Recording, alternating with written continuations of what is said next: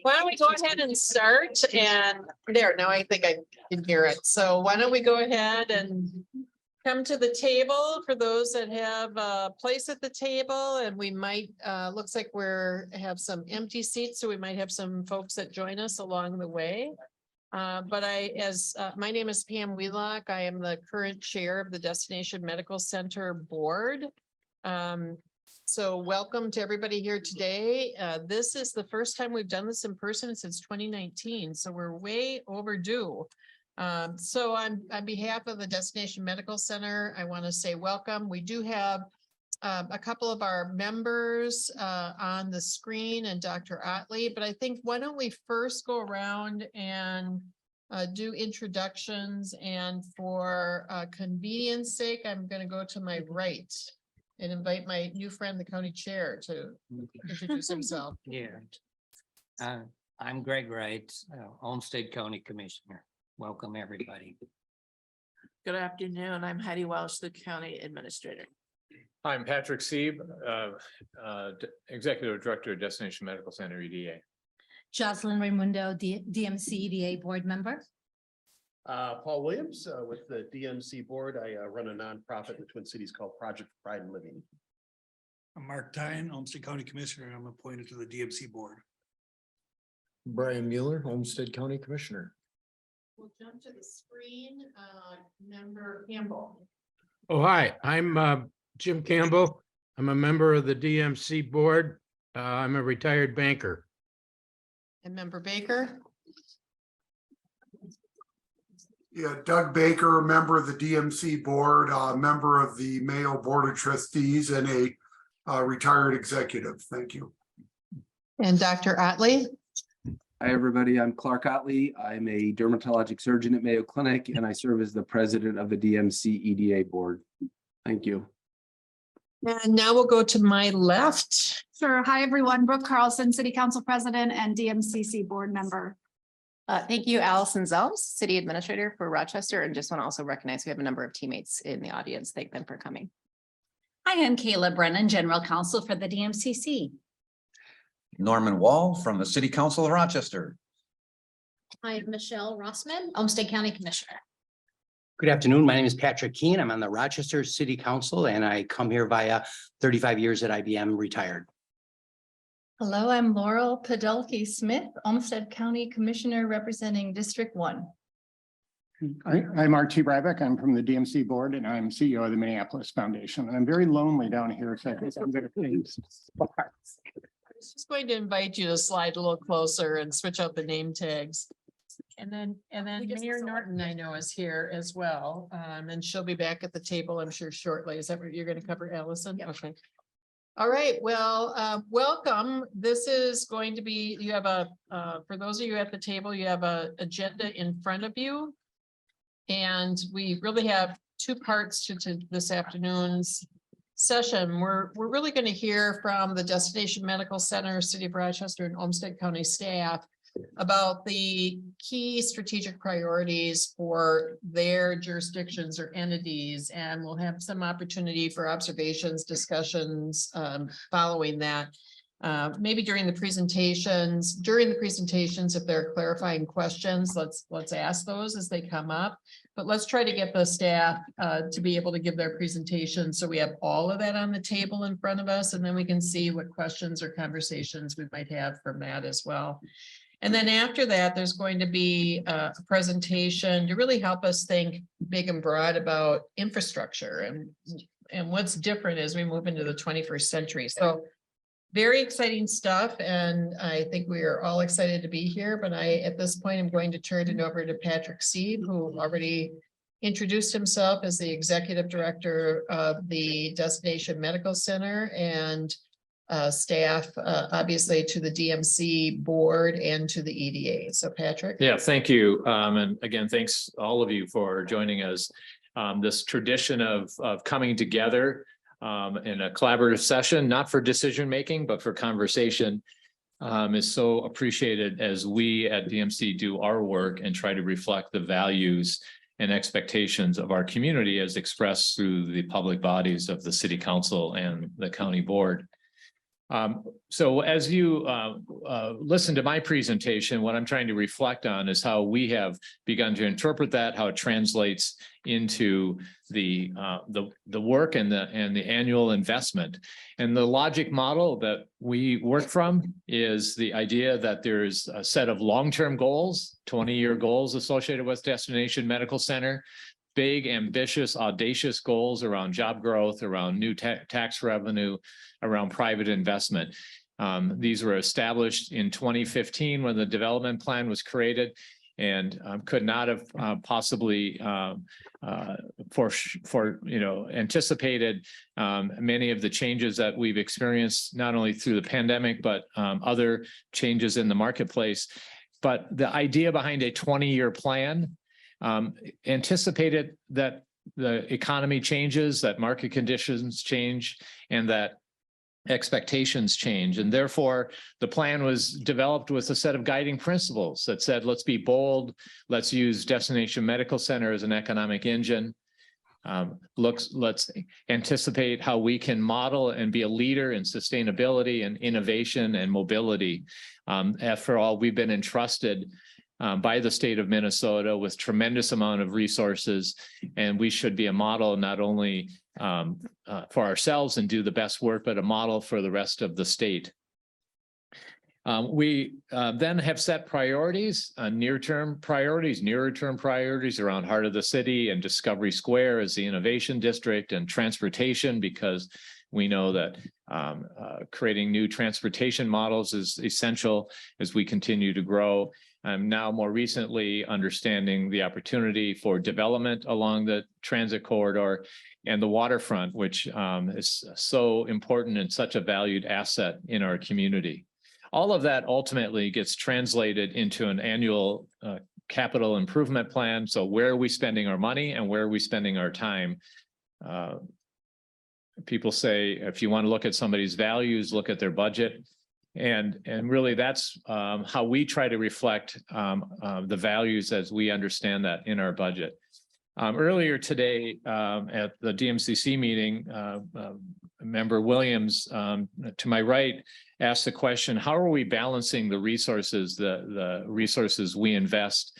And there's really two major functions of Destination Medical Center. One is to guide $585 million of public infrastructure.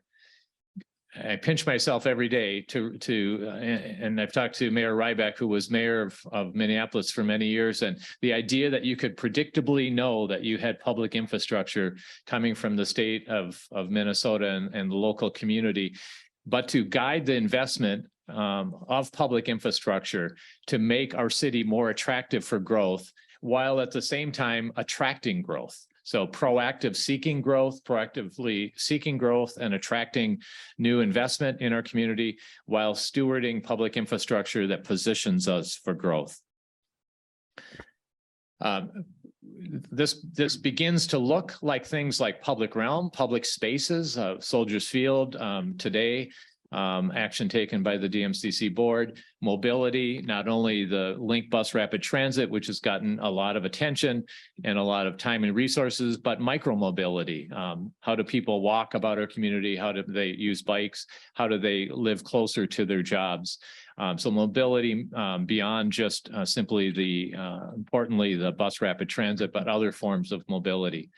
Strategic development, how do we attract the best development that will be catalytic to the next developments, to cause more development to happen? So how do we be surgical in our thinking about investing in development that itself will be catalytic? And then streets and sewers, the underground stuff that people don't necessarily pay attention to, but much of our downtown, its sewer system was built for the 1950s, and we're trying to build our downtown for the 2050s and beyond.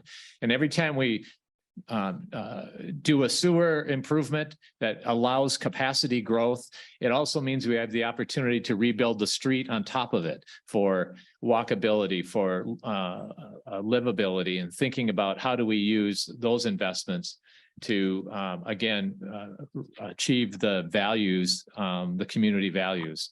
And then the program and operations, the business that we do, as I mentioned, the business we do around business, attracting new businesses to the community, attracting new development to the community, and the work we're doing, for example, with the downtown business community as we are coming out of a pandemic and rethinking what a successful downtown looks like. I think in the interest of time, I'll spend only a moment on each of these slides. I mentioned Public Realm. You've seen Discovery Walk under construction, Chateau Theater, which is in operations, Soldiers Field coming, Riverfront in its earliest stages. Mobility, I mentioned Link Rapid Transit, reconstruction of 2nd Street, but it also means things like bikes and pedestrians, active transportation as a strategy citywide. Strategic development, leveraging the relationship and the brand of Rochester is home to Mayo Clinic as a way to attract life science companies in particular, and also investing in small startup businesses like we've been able to do through the Main Street Grant Program, which has helped enable now to date 40 businesses get established in the downtown or refresh their place of business in the downtown, because we've been intentional about the idea of supporting local, authentic to Rochester businesses. Streets and sewers, everybody's favorite. Those are big pipes, and we've put down a lot of those big pipes throughout the city, and that is a fundamental necessity if we want our city to grow. Programs and operations, I've mentioned all of these, and there's a whole lot more on the way. 6th Street Bridge, West Transit Village, which is the development of a transit, not only a transit station and not only a place for commuters to park, but a place for people to live, and really thinking about that in a more robust way. Discovery Labs, wayfinding, digital infrastructure, downtown restrooms, or how do we provide facilities for people visiting our downtown?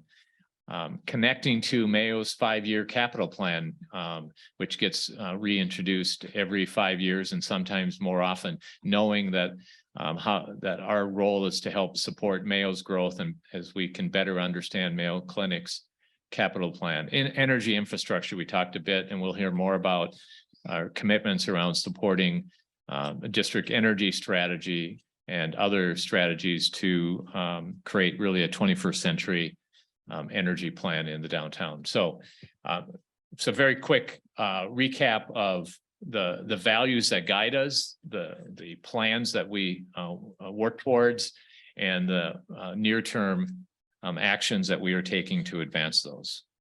Thank you, Patrick. And I think we're going to save questions until we see, so we can shift over to Allison's presentation. Excuse me, Brooke, do you want to introduce Allison? Sure.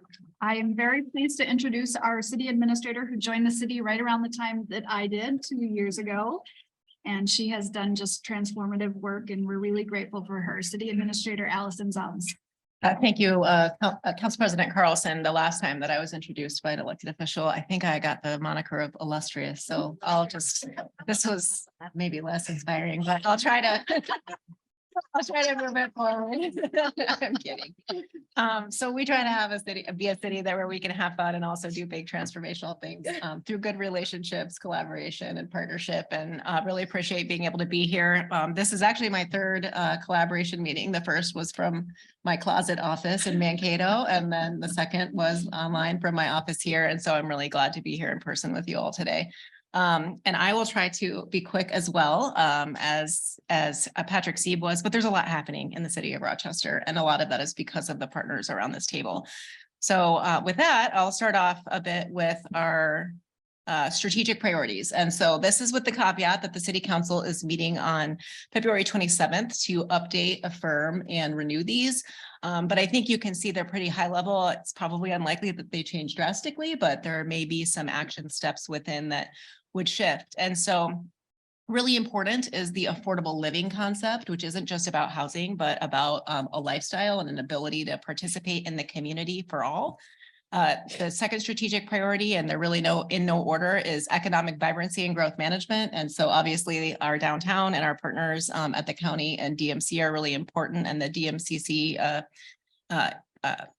economic development board are also really important in us being able to achieve this. And then having quality services so that people who live here and invest here know that they can count on their city government to be able to provide them a great space to make some of their greatest investments, whether that's in their home or their business. So, goodness, this clicker needs a strong click.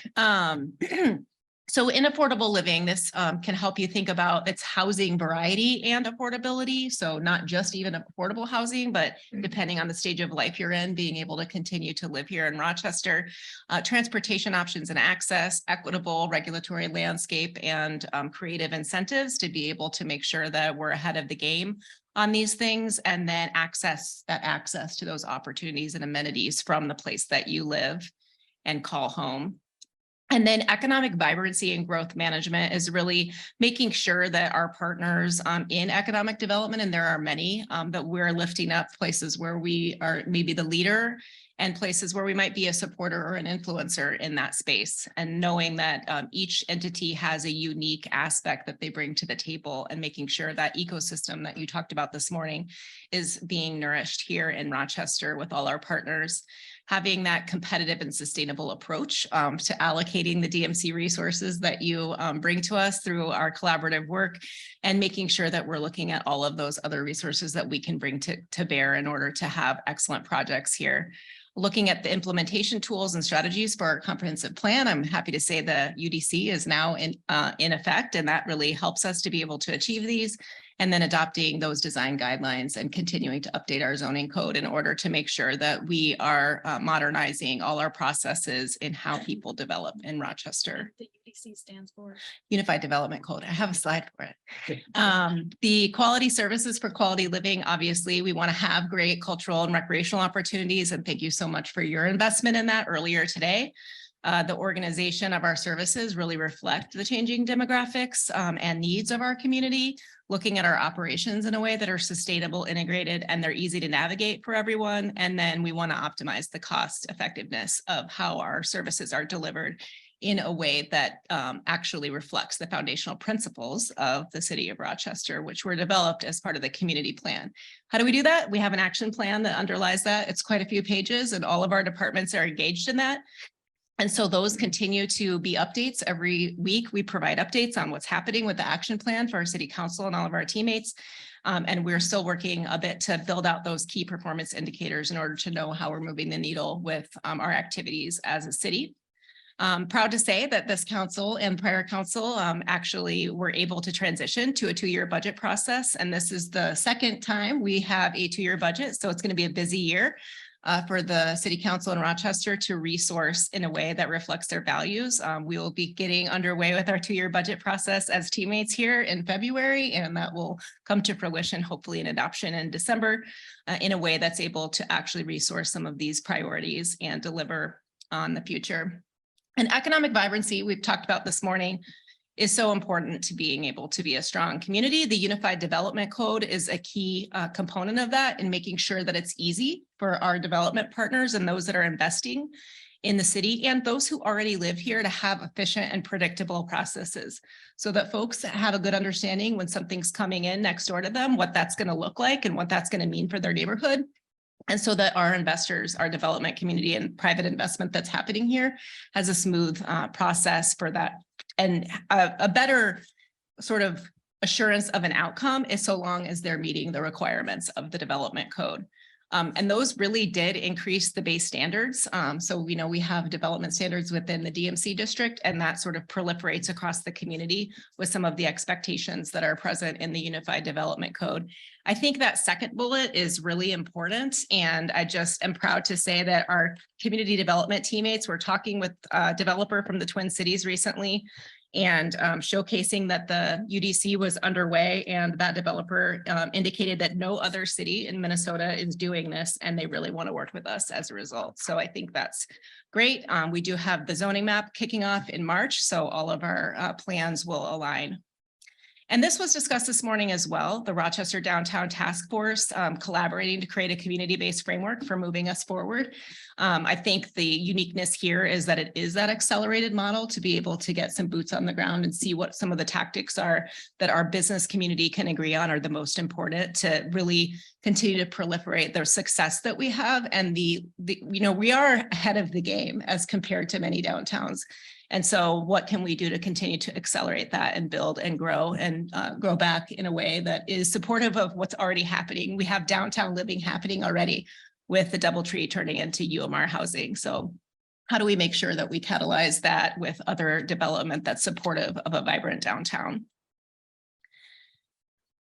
And then this building alone is not just the Mayo Civic Center. One of the things that the city has invested in here is a model where Experience Rochester, which we don't talk about as much, is the marketing arm of our destination management and tourism. They've kicked off Rochester Restaurant Week for the first time, which was very successful. Excellent partnerships with all of our local media, getting the word out about our restaurant scene. Saw a lot of activation at a time where we're a little bit slower typically in Rochester, that third week of January. And then I'm also really happy to report that our hotel revenue is back to about 93% of pre-pandemic. So that's a really positive thing that we can be building on to make sure that we continue to be a place that's not just, you don't have to leave Rochester in order to have a great experience. You don't have to go up to the cities. You can do that right here, so that our downtown is a destination for folks who live across the community as well. And then just a quick look forward. I think it's really important to understand that the internal infrastructure of the organization is key to making sure that we can sustain this. So we went through a branding process that completed right before I arrived. And that was all teammates across 950 teammates across multiple different departments who often are fairly segregated in the very unique work that they deliver. But they all came together and aligned around one brand of the Forward Together brand and all of the apparel that you see from city teammates.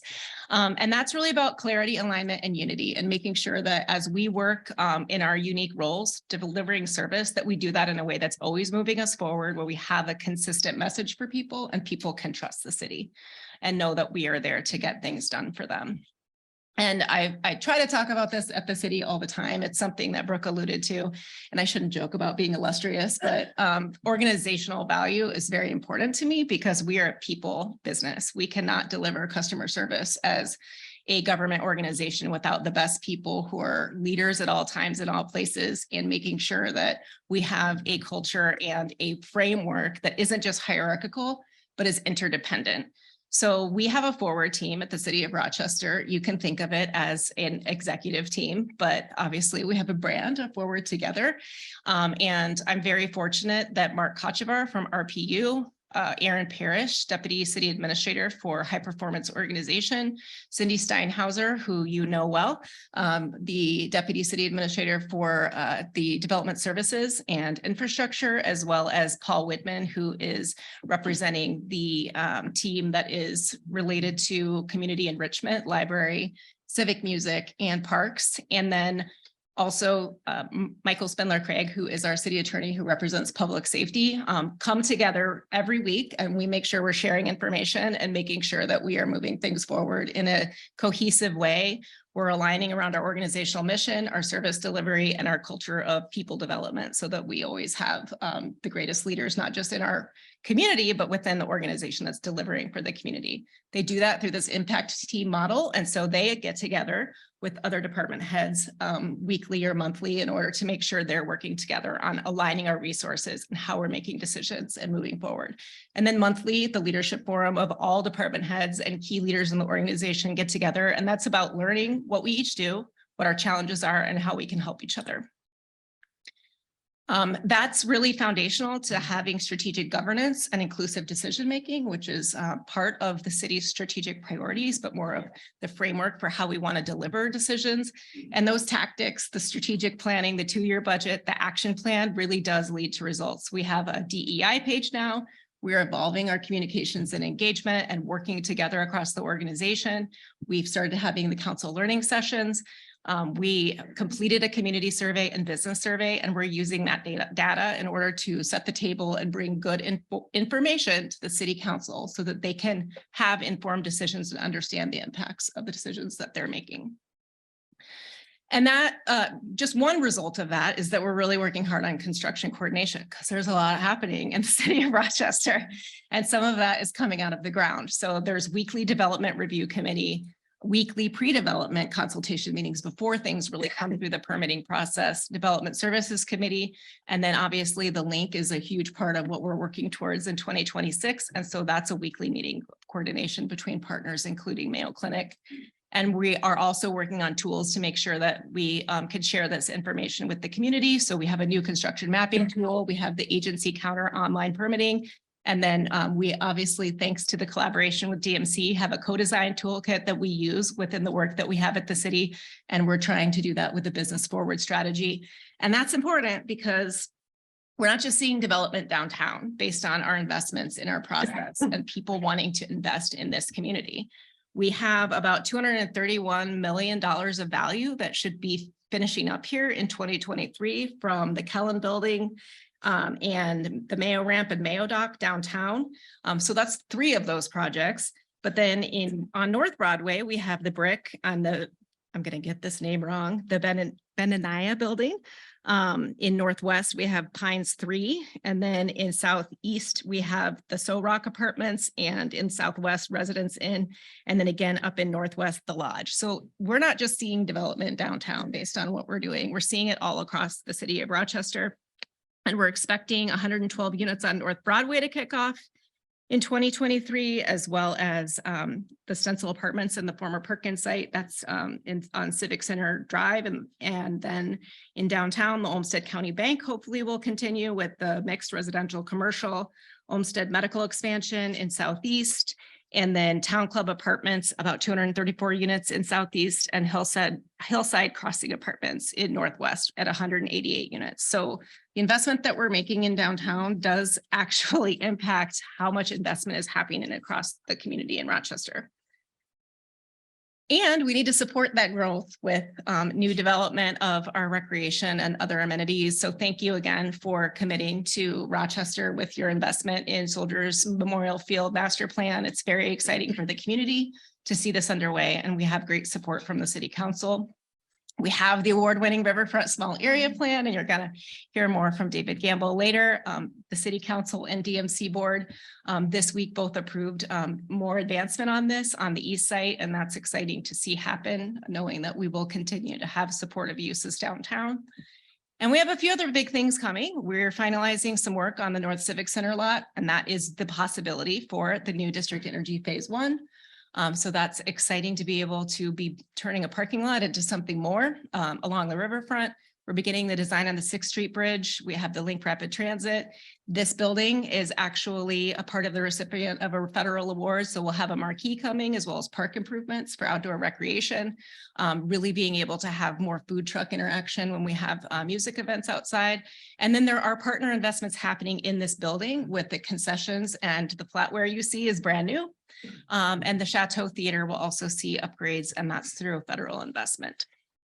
And we are always trying to bring all the dollars to the table and make sure that they come to Minnesota via Rochester, either through state and federal partnerships beyond the DMC. So our legislative priorities this year are really one, cost-free extension of the Airport Improvement Bonding Authority. That work is well underway, a significant investment from the federal government and local share, and then as well as the state of Minnesota. We have some information in about a regional park and ride facility on North Broadway, adjacent to 125 Live in the Recreation Center, the Willow Creek Regional Trail and Safety Connection, which will connect neighborhoods that are currently not connected because they cross Highway 52 and get us down to Southeast. And then our Regional Parks and Forestry Maintenance Operations Center, which will allow for further development on the riverfront near Mayo Park. Mayo Field. The other efforts that we've been very successful at are bringing federal dollars to Rochester. So we're looking at ZIPS technology, that parking ride facility, partnering the state dollars, local dollars, and federal dollars, looking at downtown parcels that we'll talk about more, and then energy and sustainability opportunities. And then, of course, we're always very focused on the renewal of our local option sales tax. And I'm happy to say that the City Council advanced gap analysis and for further information about the regional sports and recreation complex on Monday. So tying it all together, these are all the things that we're trying to do to deliver on the city vision. So we want to make sure that Rochester is a city that cares and where all people are treated with dignity and respect. We're renowned for our reputation of growth and innovation, characterized by our safe and friendly neighborhoods, committed to health and wellness for our people, connected physically and socially, and we're dedicated to sustainable and responsible uses of public resources. And that's what we have today. Thank you for listening. Hopefully that was fast enough. Pass the baton. I'll turn it to Chair Wright to introduce. Thank you very much. I'm very pleased to introduce Dr. Heidi Welsh, our Olmsted County Administrator. Not illustrious. Teasing. Well, thank you very much for an opportunity to talk to you today a little bit about what the county's up to in 2023. You know, I always it's amazing when you hear all things that are happening in the city and in DMC. I think oftentimes of the work at the county as being the environment or the container in which all that other good work can happen. So, we're going to talk a little bit about those priorities today. First of all, I just wanted to highlight, as you all know, we have 4 brand new board members. 3 of them are here today, and these 3 are just fantastic. They're going to be just good people, and it's going to be a wonderful board. I'm really good about it. At the same time, it's a lot of work to bring everybody up to speed and then to get that team to have some cohesion as much as you can on an elected body, right? And to make sure everybody's got the history and figure out what direction are we all pointing in the same direction. So a lot of work went on last year, and a lot of work will continue this year to make sure that everybody's in the same place, has the information they need, and that this board will be able to take us to new and better places. You've seen this before, but the work that we do in the county basically falls into these 4 broad goal areas. A lot of our work is around assuring safe and healthy communities. All of this, when you think of social services and public health work, that's what I talk about when I think the environment, sort of the medium in which all this other good stuff can happen. That's a lot of our work and our role. And we'll talk a little bit about some of the priorities this year. We also, maybe a distinction between the county and city level of government. I think we're all looking to be good stewards of the built and natural environment. And the county is thinking about systems that extend into the agricultural area, into the rural areas quite frequently. We also do a lot of work around maintaining something we call maintaining foundations of democracy. Of course, we're talking about elections here, but we're also talking about the justice system and trying to make sure everyone has equal access to our government systems. And then providing operational excellence. I could wax on all day long about all the things we do there, but it would get kind of boring for most of you. So I'm going to start with just this area of assuring safe and healthy communities. Again, we're just going to highlight some of the top ones. You have heard year in and year out about affordable housing, that continuum, and we continue to be here with you, with the city, and with all of our partners. I think that I can say, even though we have 4 new members, I feel like this board, this new board, will continue to see affordable housing as a top priority for the county. You know, from last year, we invested 10 million of the ARPA, the American Rescue Act funds, into the Coalition for Housing. And so that is still, you know, it just takes a while to figure out what are we going to do with all of those funds, but I know they're making good forward progress. This past year, we finished up Mailwood 2, I'm sorry, Mayo Wood 1, which is supportive housing. It's housing for people with persistent mental illness and other very deep needs around supportive supports. Our goal is to get going with Mayo Wood 2, which will be another property right on that same parcel aimed at senior housing. The board, I've heard all the members of the board talk about the high need for senior housing. So we're focused on that piece.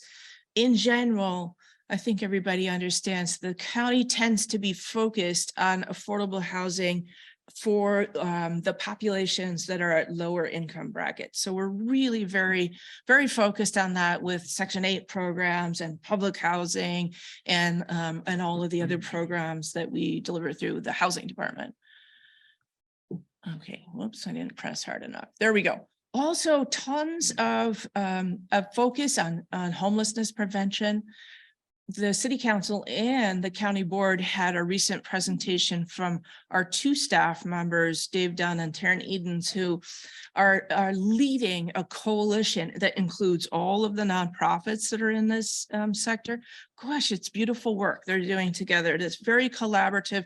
They've identified some gaps that need to be filled by all of us as partners, but it feels like we are in such a better place than we were 5 years ago. One of the things that we've added, the board added this past year, was 2 new social workers that live in the schools to address family homelessness in particular. So, we've got the homeless shelter that we all participate in different ways. We've got all the partners there that deliver various services to our homeless sector.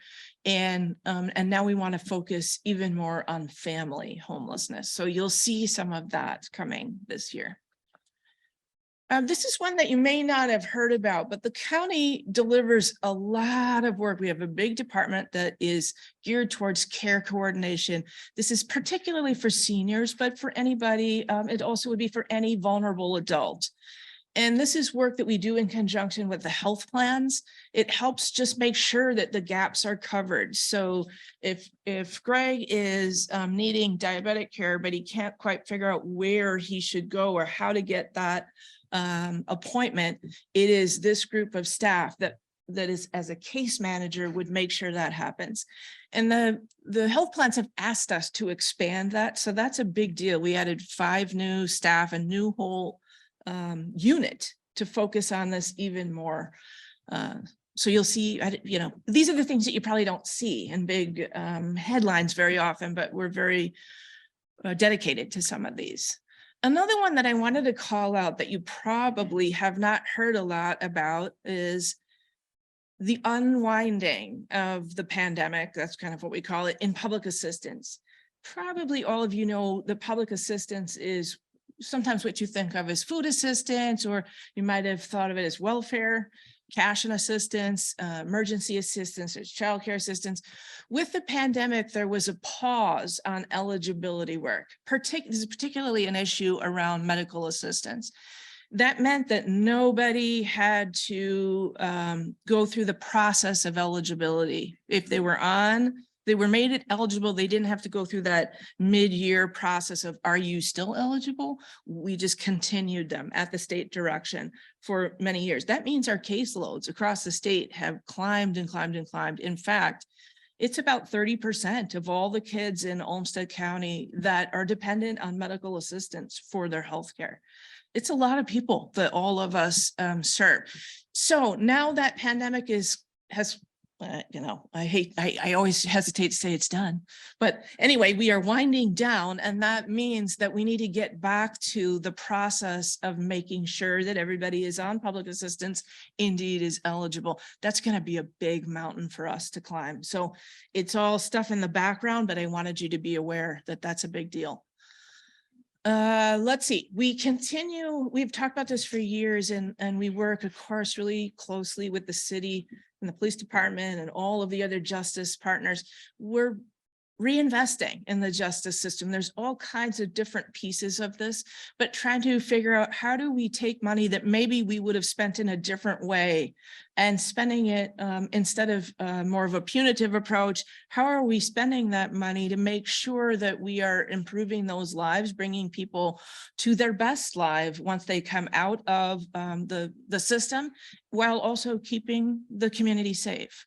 So lots of smaller programs within there, but we continue pushing forward, and I'm really proud of the work we're doing there. I wanted to mention last year, the board, a couple of years ago, the board asked the Public Health Advisory Board and also our human rights group to look at race and racism as a public health issue. And they spent actually a couple of years climbing through this and came up with 44 recommendations. And now this year, the question is, all right, now how do we push forward with some of these? We won't be able to achieve every one of those 44 in exactly the way that it was recommended, but you will see the board and the county very focused on, all right, but what can we do? If we can't quite do what was recommended, what can we do? Or what partner can we pull in to try to make some change there? There's a lot of stuff in there, some of it that would feel obvious to you, like we need more affordable housing, right? That blends very well. But there are other things like some of the things within the criminal justice system that really aren't the county's purview, yet they're important to try to address race and racism as a public issue and as a public health issue. And you will see us trying to work with partners to figure out how do we move forward with some of those. All right. I just thought I'd talk a little bit about what are we doing this year in terms of being good stewards of the built and natural environment. Oh my gosh, our long suffering project, the Oxbow Nature Center. It is, I really promise, it's really coming. The spring of 2023. This is a project that we've been working on. Oh boy, Commissioner Chine, Commissioner Wright, has it been maybe this might be our third year. I hate to say it, but it's been going on long. We got stuck in the middle of the pandemic. I don't know, windows were stuck in the middle of the Pacific for a long time. It went on, but we really truly are getting close to done working on the exhibits out there and hoping to April. I don't think anybody feels comfortable giving a date anymore because we've had to change it so many times, but spring should be opened, the new Oxbow Nature Center. So we're quite excited about that. We are working on a climate mitigation and resiliency plan that is well underway. We've done an inventory and now we're thinking about what are all those ways in which the county should be participating or partnering or providing examples of how and what the community ought to be doing. So that's coming this year. Now, this is a big one that we're really proud of. The Olmsted Soil Health Program. Remember when I talked about one of those envelope things, the pieces that are around all the good work in the city is protecting water and soil.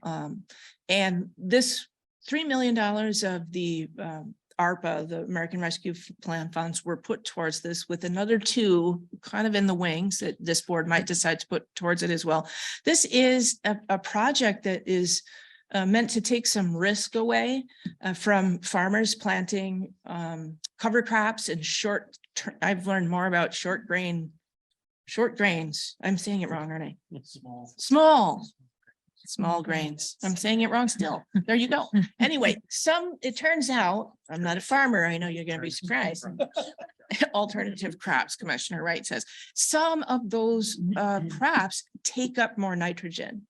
They take better care of taking nitrogen out of the system and not letting it sink down into the groundwater or the surface water, to be honest. And this is pretty forward thinking to invest money in this. I'm really proud of the board, especially important because of our karst topography. Anybody who hasn't heard of that term, it means that we sit on a lot of limestone that kind of leaches away. And it means that the groundwater, the water that falls on the surface, gets to the groundwater a whole lot faster than it might, say, in Western Minnesota. So it just puts an even higher priority on, oh my gosh, we don't want to be letting more nitrogen in than we need to. So you'll see more of this coming forward, and we're pretty excited about this one. Oh, boy, the former Seneca property, here it is, and continued work on Graham Park. This will be a big part of what you'll see the board working on this year. What do we want to do? What does the community want to do with this property? So lots of thinking and lots of room for ideas here. And Graham Park as well, continuing to push forward on what should that master plan be? How does that work nicely with Soldiers Field? What else do we want to do there? Many of you know that one of the big roles of the county is to take care of waste. And so we have the Olmsted County Waste to Energy Facility where we burn the garbage and then we turn that into steam and electricity. This is one of my favorite projects. The Material Recoveries Facility, really basically the short version is it cleans the garbage. It takes out more recyclables and makes them available to recycle. And it can also sort out organics. We haven't really, the board hasn't totally decided how far they want to go yet, but this is the piece that will really extend the life of the waste to energy facility. And, you can imagine an enormously expensive facility that we don't want to use up too soon. And also really pushes us forward in terms of increasing the amount of recycled material that we can put back. Who's heard about that? Everybody's heard about this. It's become infamous, an infamous interchange here at CASA 44 and the State Highway 14. You see it's at a funny angle, and that is what causes a whole lot of accidents here. Big plan here to put an interchange here and a flyover. And we have much of the money, not all of it. So we're still working to get the rest of that money by hook or by crook and put that interchange in. That's a big priority of the board. And then sort of in terms of foundations of democracy, I'm not highlighting a lot of these today, but I did want to put on your radar. For many years, the board has talked about and is now committed to changing the government center, what has been known as the government center, into the Justice Tower. Some of you may or may not know that counties are responsible for district court space. And so as the courts need to expand and that whole system, including the law enforcement and the attorneys and corrections needs to expand, it's important they stay together near the ADC, the Adult Detention Center, the jail. And so that is where that's what this is going to become over the next several years. The functions that now exist there that aren't related to Justice Tower will move out to campus.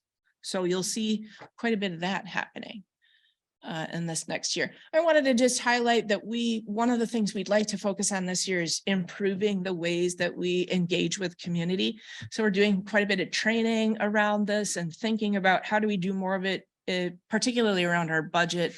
How do we engage the community more with that? And then I think I just have one slide for you about operational excellence, which is we are undertaking a 10-year strategic plan with the county. Hasn't been done for quite a while.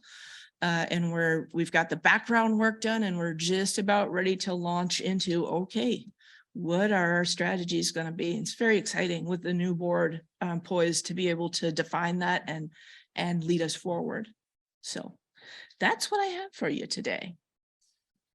Great. Let's open it up for discussion, comments, observations. What surprised you? What are you curious to learn more about?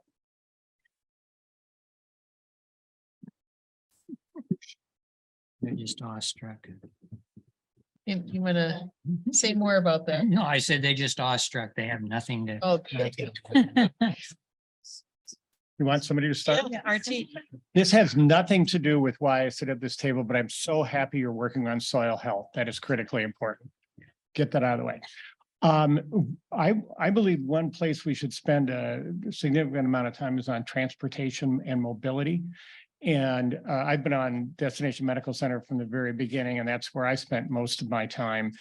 And one of the things that I think is important for everyone to get as a historical construct is that originally the idea behind the mobility was that there were going to be as many parking ramps in the center core as possible. And then build a 2,500 car parking ramp at Civic Center Drive in 52. I think that would have been a land use disaster. And that set off a long, long conversation that hasn't been always comfortable, but it's gotten to what I think is an extremely exciting point. We made this choice that we didn't want to build a bunch of parking ramps. That in fact, what we wanted to do was to create what we began talking about as transit villages. It's not our job on Destination Medical Center to tell you in the community what your land use is. You need to decide where and what all that goes. But from our point of view, we really wanted to drive the intersection of housing, especially affordability, of transportation, of vitality. So we got in a long conversation with the county about the Seneca property. Where the parking from this direction is up to the county and the city folks. But I just want to make a commitment, at least for me, on the Destination Medical Center board, that we really want to partner and stretch as much as possible to move beyond a parking ramp and help you realize visions of live, work, play communities, places that are tied together.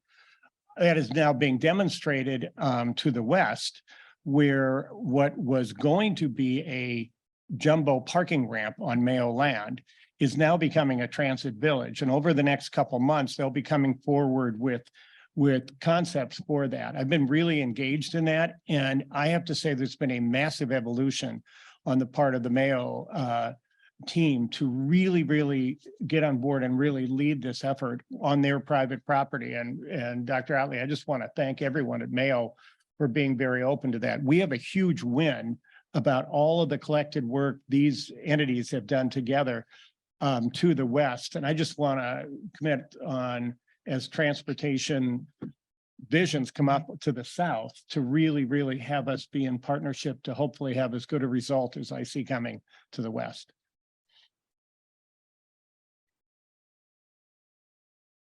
Dr. Otley has his hand up as well.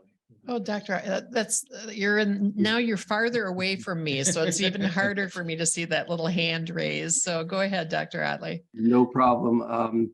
I don't know, as I reflect on what was just shared from 3 key stakeholder groups within our community, I just reflect that a lot of communities around the country are really divided, really not great places to live, unaffordable, contaminated, and having major problems. And what I heard today, just outlining those priorities, is a group of people who have, I think, really impressively over the past 8 to 10 years come together and thought very proactively and selflessly, how are we going to have a great community? And it's paying off at a time when I think other communities are maybe unraveling a little bit. And I think it was Allison, you said, we're a community of caring people, caregivers. And I think we've got a great value equation to recruit the type of businesses. And it comes down to our culture, our people, our resources. We are a really great part of the country and the world to live in. And we need to figure out how to communicate that. We don't want everybody coming. We want really great people to join us in our mission to have quality among our people, or among our medical care, among our schools, for our businesses, and our processes of democracy. It's impressive what you just described. So thank you to everybody for contributing from all the different stakeholder groups. Very proud. Thank you, Dr. Otley. There's clearly a big part of what was the underpinning of establishing DMC is the partnership with the state. And some of us who are gubernatorial appointees on the DMC board arguably might represent that partner who's not otherwise at the table. But we have a lot of support at the federal level as well. And I would be remiss if I didn't ask, I think we have a representative from Senator Klobuchar's office and Senator Smith's office. If you could just stand and introduce yourself, I think that would be appreciated as well. I'm Jean Poppy, and I'm a pretty recent in the Senator Smith's office, but I am now the Southern Minnesota Outreach Director. And I'm Chuck Ackman. I'm on Senator Klobuchar's staff. Both our offices here in Rochester, both Southern Minnesota Outreach. Great. Well, extend our appreciation to your bosses. It's, they've been, particularly Senator Smith has been deeply involved in this from the outset, in many different roles, but we really appreciate the support of both of our US senators. Mayor? I just want to point out, Jean Poppy actually served in the legislature and voted on DMC at the legislature, so give her credit for that too. You know, another, I guess I'm curious about a couple of things. One is the comment, I think it was you, Heidi, who observed that about 30% of the kids in the Rochester school system are eligible for medical assistance, or to the extent that we know that right now anyway, before you do your review. I am curious about how the school district is or should be or could be involved in the same kind of strategic planning discussions. And in many ways, they are kind of front line in the community and thinking about planning for their space needs, their program needs, their transit needs, but that's kind of just a general question. I'm not sure that anybody really has a reaction to that. Allison? I guess I could maybe just share, if anyone was at the mayor's State of the City, actually, she invited the county, city and school district to present, and the school district is just rolling out their strategic plan that they've spent all of the last year, 18 months working on. And so I think as they, it was kind of, if you had them here, you probably would have heard a very similar narrative, which is what I found from that, was that the city, the county, and the school district are focusing on a lot of very similar things that are sort of cross populated. And I know Heidi and I talk a lot with Kent, and we have good relationships and a lot happening between the county and the school district with some of their work with the embedded social workers. And we get a lot of support from the county with the police department and with some of our collaborative work with the people experiencing homelessness and that kind of effort there. So I do think there's a lot of synergy right now to like accomplish some really big things and do that in a way that is integrated instead of separate. And so that's what I found at that was really inspiring. There's also a tri-government elected officials group as well that tries to keep in touch regularly, keep the relationship strong. And so the right and the left hand, and I guess the right foot, whatever, they're all doing the same thing. I would add just one little piece that it probably doesn't come up here very often, but the Olmsted County Justice Council, which is made up of all the justice partners, and the mayor sits on that, and Allison sits on that. Yes, and the police chief, and all, you can imagine, the judges and two of our county commissioners and all of the parts, and Brooks on that, and Brooks the leader. Jeez. Anyway, that's, boy, it's one of the stars, I would say, in our, if we were looking at this community, what have we done right? That is a done right kind of group. They meet every other month. And one of where I was going is one of the committees that they're focused on for this year is about juvenile justice. So it's getting at where the school district is seeing some problems and how the county is handling pieces of that, and where the city comes into it with the police pieces and school liaisons as well. It's really good work, that piece is. Yep. So I would, just a few comments. I really appreciate Patrick Zaid's comments when he talks about the things that are underground that you don't really see, but are absolutely essential. And when you listen to Dr. Welsh talk, those are the things that people don't see that are absolutely essential to a community. And the county does work quietly, but very steadily to make sure that that foundation for a good community is always there. Although we didn't get $537 million. I think the DMC needs to know that it does cost money to do those kinds of things. And as we attract people to Olmsted County, we're going to get the full diversity of people that comes to Olmsted County, including those that can afford nice apartments downtown, as well as those who can't afford those kinds of things. And we do provide those things because it is a quality of life process for the county of Olmsted. And then I appreciate Mayor Ryrick's comments on transportation. We cannot build affordable housing for low-income people as well as working class people so that they all are 2 blocks from their workstation. That those buildings are going to be outside of the city of Rochester or on the edges of Rochester, and they are absolutely going to need transportation. And as we have talked about this and collaborate with our city counterparts, it's really necessary that that transportation system is there so that we can have housing for the workforce that we would like to have.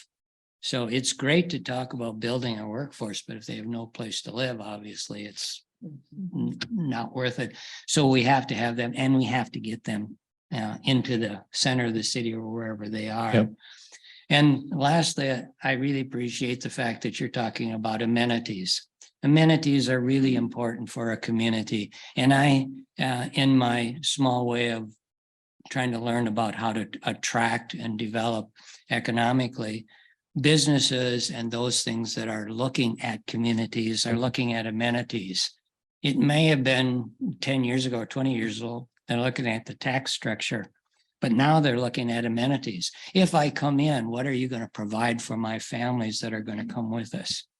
And so in the process, you've worked on Soldiers Field and other places, but I just need to remind you that the county has amenities as well that are in there.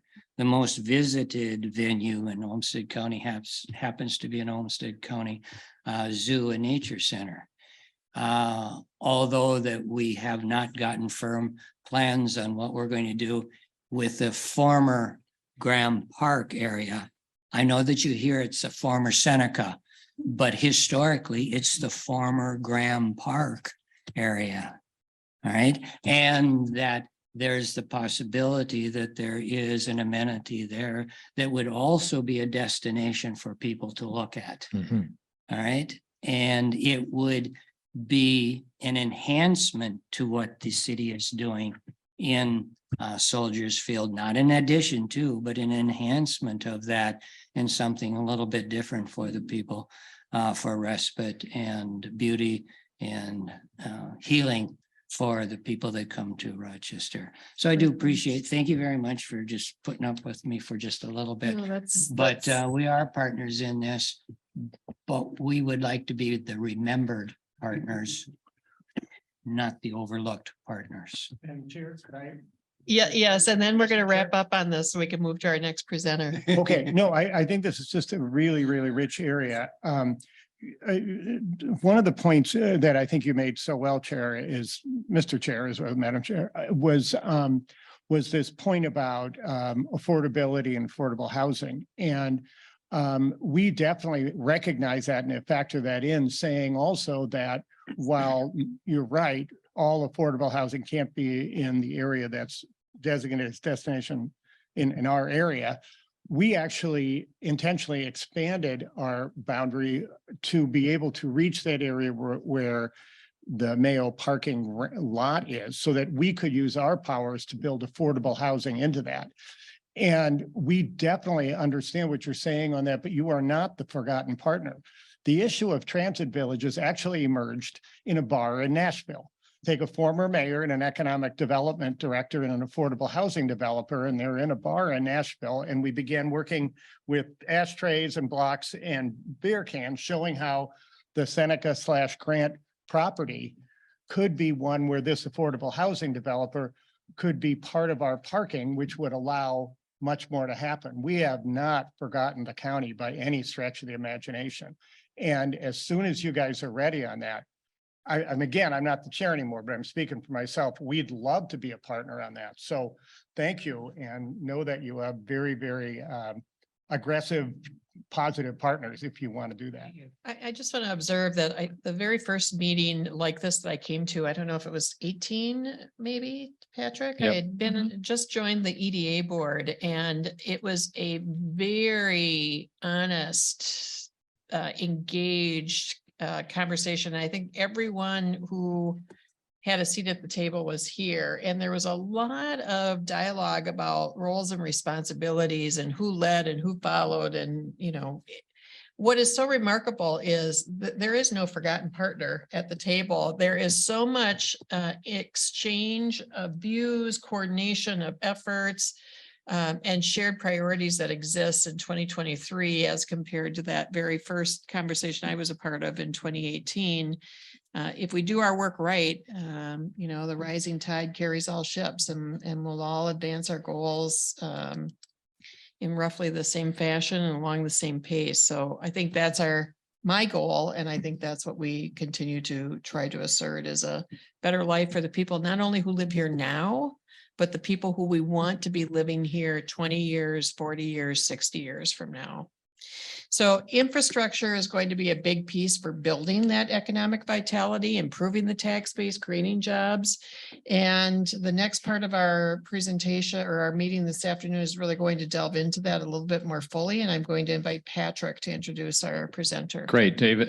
Thank you very much, and really great discussion. Appreciate hearing it. And one of the places where all of our organizations intersect is around public infrastructure, be it the county, be it the city or destination medical center. And we also know that in addition to the predictable resources coming to Rochester via the DMC initiative from the state of Minnesota, there is also a significant amount of federal, state, and other sources of public infrastructure flowing to cities and states around the country. And Rochester has been successful at attracting and gaining federal support as well. And we know that the opportunity for us around using public infrastructure resources really can position us to use infrastructure funds to achieve the values that we as a community have and that we can aspire to. And we've invited David Gamble, from principal with Gamble Associates, who is a Harvard faculty member and author of several books, and we've come to know through his work with us on the riverfront. But he is really a national expert on infrastructure, city building, and city development. And I asked him to develop a presentation that could help inspire us to think about how do we use public infrastructure to help achieve issues of addressing climate change or equity or affordability. And so we are so pleased that he developed this presentation on our behalf. It's a opportunity for us to think bigger perhaps than we have and understand how other cities and communities are thinking. And so with that, please join me in welcoming David Gamble. Thank you, Patrick. Can you all hear me okay? Great. And thank you for the invitation.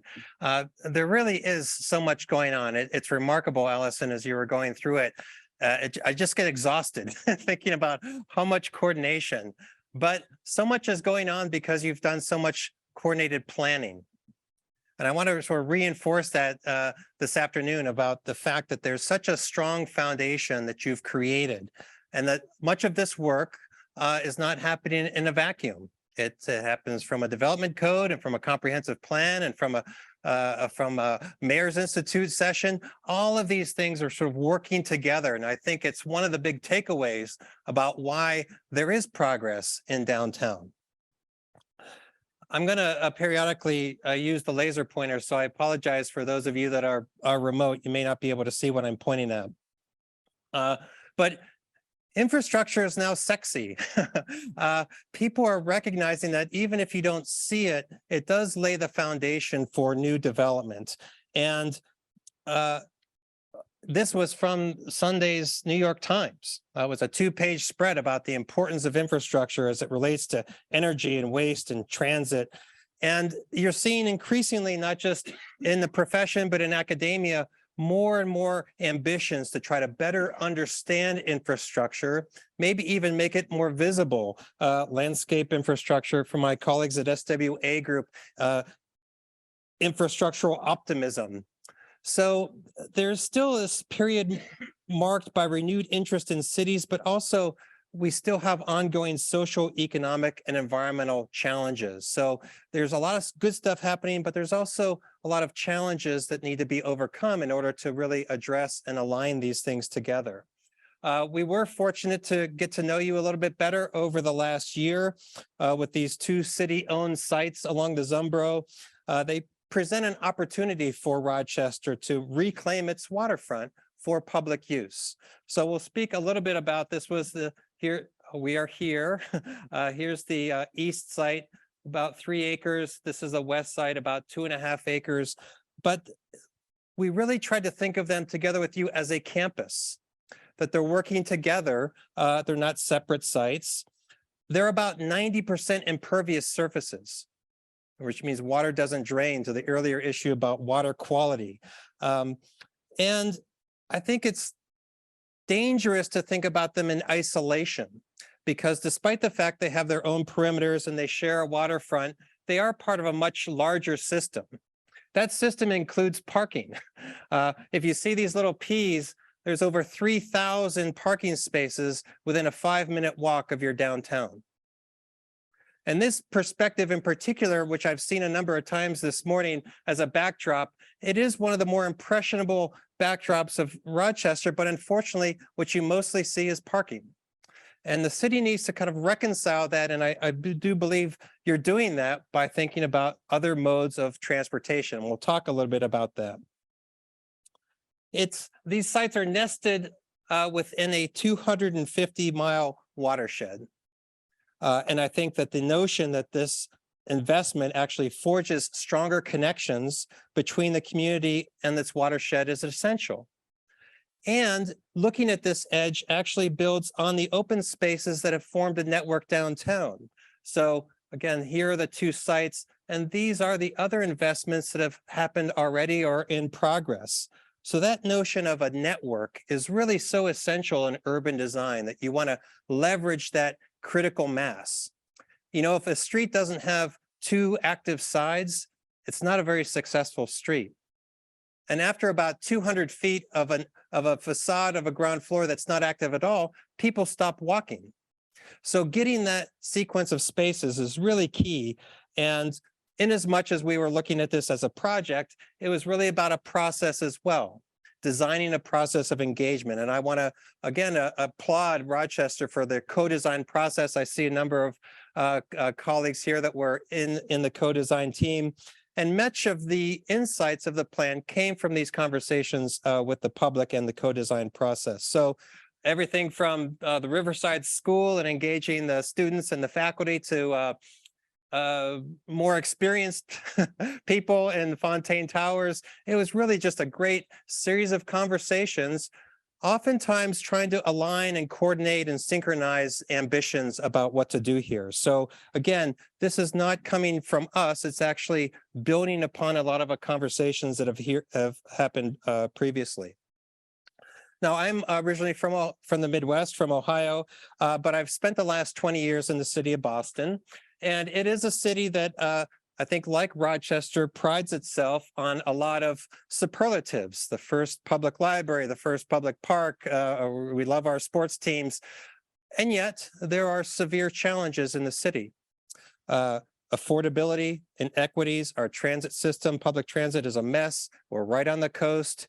And so I was intrigued by trying to figure out what is it about this city that is thought to be somewhat livable across the country, maybe across the world, and yet we're still stymied by some things that are hindering our possibilities. So I love the conversation this morning, and I feel like there is an intentionality in what you're doing to be more proactive, to overcome those challenges, to build from your assets, and to think about ways to continue to grow. And Patrick, I think when he invited me recently, didn't even know that I was working on this book, but it's come out this spring. However, 5 of the themes that were coming up today are conversations written by area practitioners. So this is a series of essays that are thematically based around industry and leadership, zoning. Our zoning needs a total overhaul, arts and culture.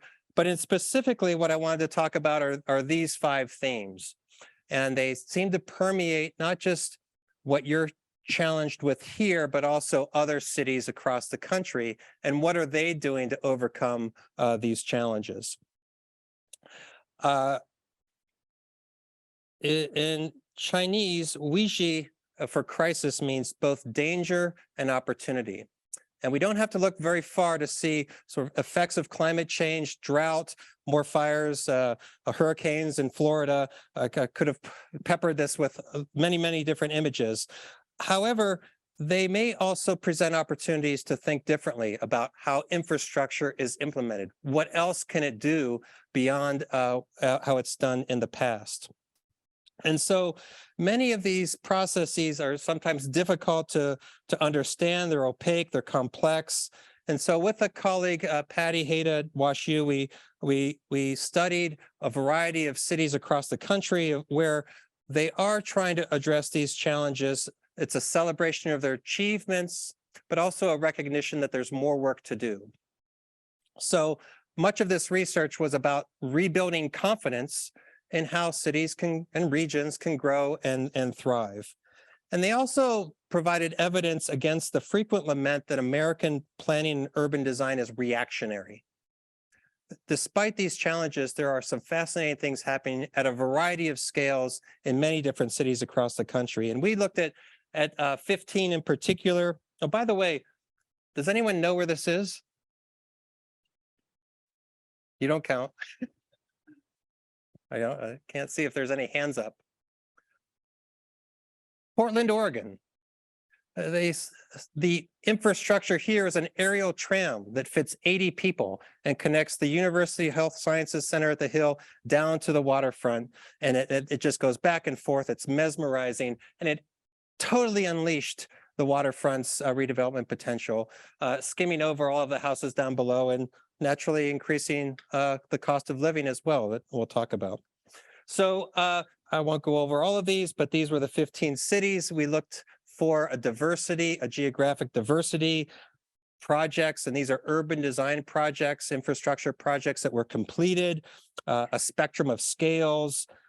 They had to be catalysts for their adjoining areas, and we spent a lot of time debating catalysts for whom. And in particular, they had to have a compelling story. And so about 2/3 of each case is told by individuals who are instrumental in the project's implementation. So everything from city officials to developers to nonprofits, even community members, sometimes providing a separate voice.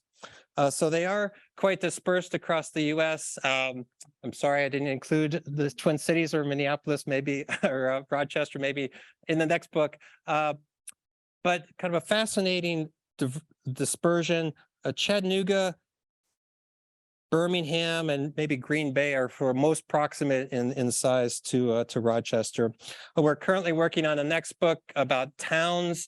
San Ysidro, a small town on the border with Tijuana, in the shadows of $375 million port of entry investment. This little nonprofit is providing services for migrants and for people coming across the border. Caldwell, Idaho, the town daylit their stream that had been covered over for a generation, 2 generations. They actually daylit the stream. Fascinating. Milltown in North Adams, Canal Town in Ohio. We excavated the lock that's been buried for 100 years.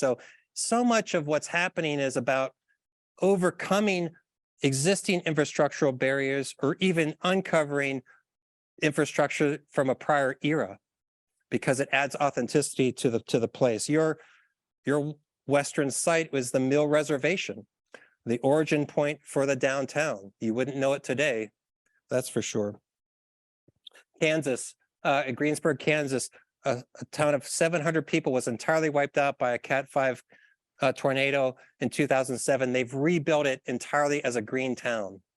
So even smaller places are overcoming these challenges. And I have kind of a wide-eyed aspiration to look at regions next, maybe counties, because it's really geography, water that makes connections across scales. This is the next scale of importance. Regional planning, so difficult to achieve, especially in a city like Boston. But really, so many different communities need to be thinking, here's the 7-state compact, Colorado River. California is running out of water.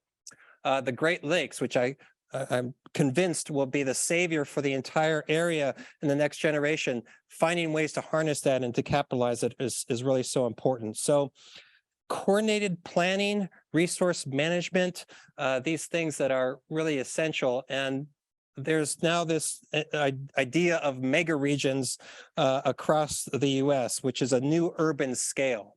So there are cities, states, towns, of course, but how can one think about a framework for responding to larger scale crises, to border challenges, and they have to do with transportation patterns and with natural resources, and to think about capitalizing on those things that make the regions unique. Transit. The infrastructural vision for 21st century America, I'm sure you haven't seen it, but describes that America spends 2.4% on infrastructure. China spends 9%. India spends 4.5%. So just like the US invested in their interstate highway system in the 1950s, we have to think differently about mobility and about connectivity at a much, much larger scale. This was Amtrak's vision of an interconnected high-speed network.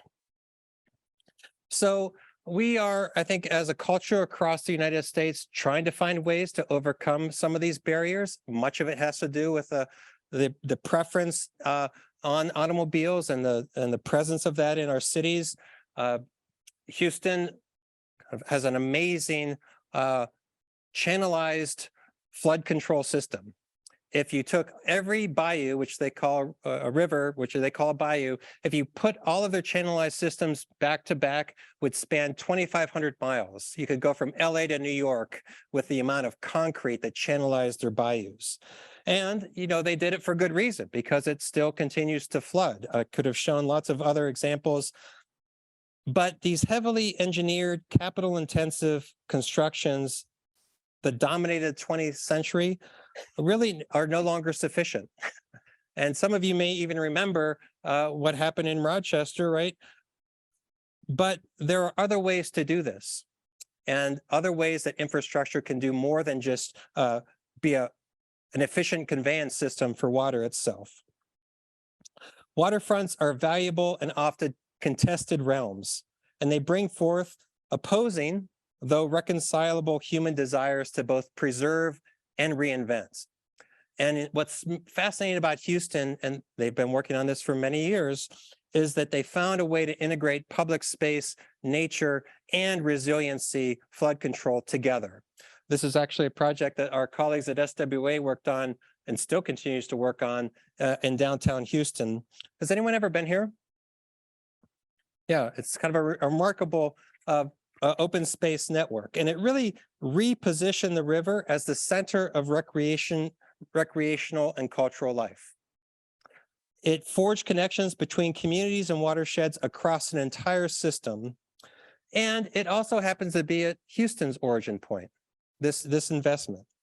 So trails are, this is the little section here, but it's part of a much larger network, and the city and the county continue to develop this trail network, which really is an economic development tool. And this is a view down below of the highways. This is the Sabine Promenade. This is 1.5 miles, but it's part of a much larger network. And particularly in the face of increasing healthcare disparities and the obesity pandemic, finding ways to get out, this was talked about this morning, onto the trails, biking, finding other ways to get there really is essential. This is actually flooded. This has continued to flood when Houston has problems, but it's designed in a way to allow it to do that. So design matters. And the character of this space has added value to the entire system. When these cloud bubbles that aggregate people's comments, when we asked your community about what are the important priorities, look what came up first, the biggest text: beauty and livability.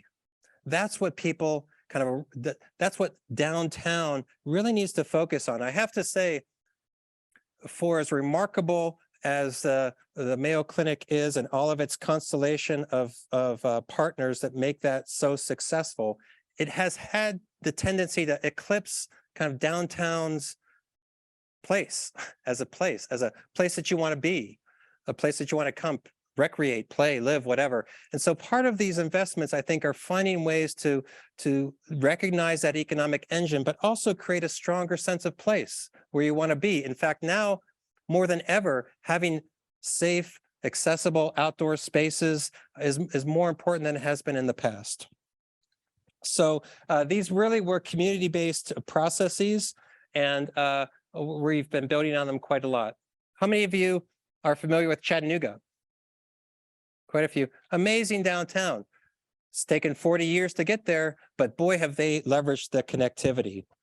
The public desires and expects access to their waterfront, and it often involves overcoming historic, cultural, and physical barriers. In Chattanooga, they downgraded a 4-lane highway to a 2-lane boulevard just in this one section, because the mayor Haslam at the time was able to negotiate with the Department of Transportation that the city, not the state, should control that little strip. That one relationship really enabled so much more of this development to occur. Chattanooga's 21st century waterfront is 129 acres. It was a $120 million investment, and it really has helped that city face the waterfront as opposed to turn away from it.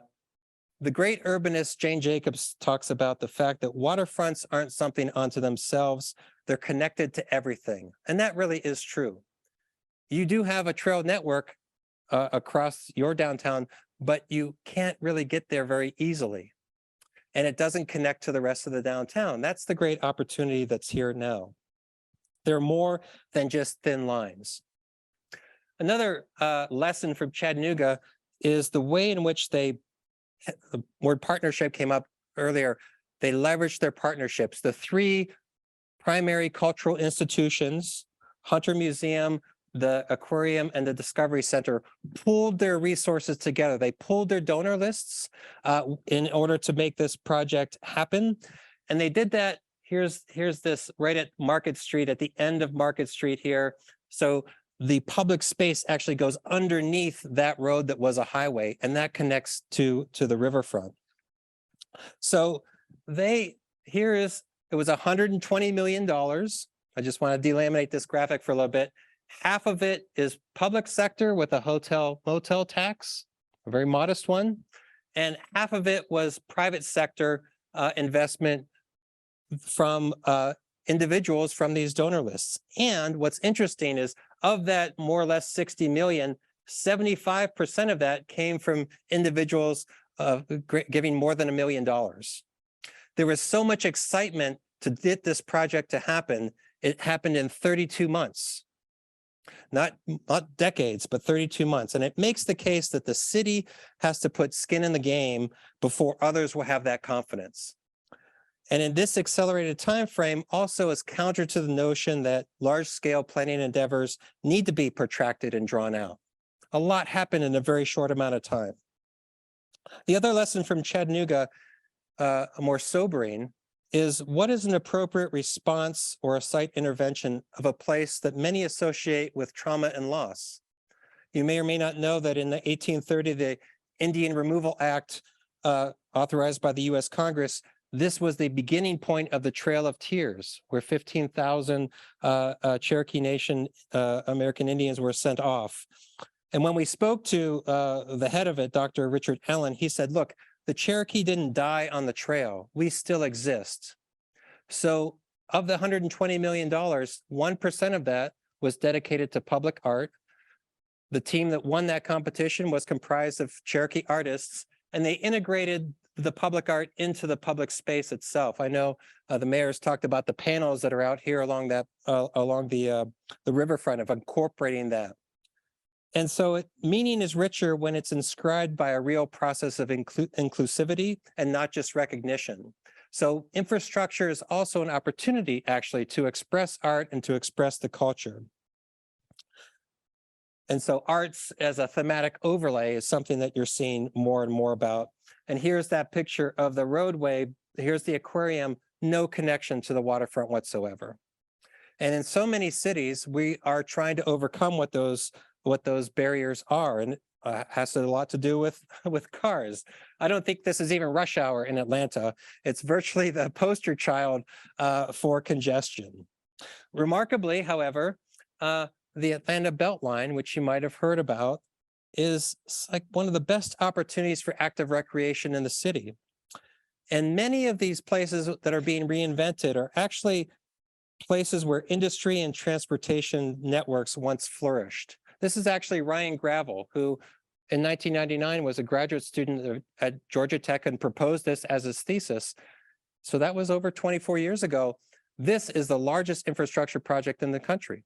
It's essentially a 22-mile trail corridor going through 45 neighborhoods, some of the most richest and actually some of the most poorest, some of the poorest.